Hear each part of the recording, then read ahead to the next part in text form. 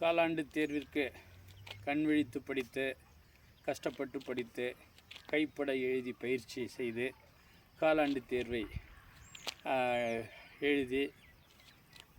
எழுதிவிட்டு கலைத்திருக்கிற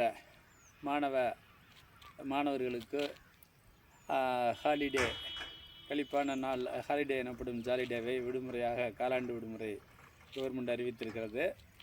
அந்த காலாண்டு விடுமுறையில் கண் விழித்து கஷ்டப்பட்டு கைப்பட எழுதி கலைத்து இருக்கும் மாணவர்கள் எல்லாம் களிப்பாக இருக்கவும் வேண்டும்.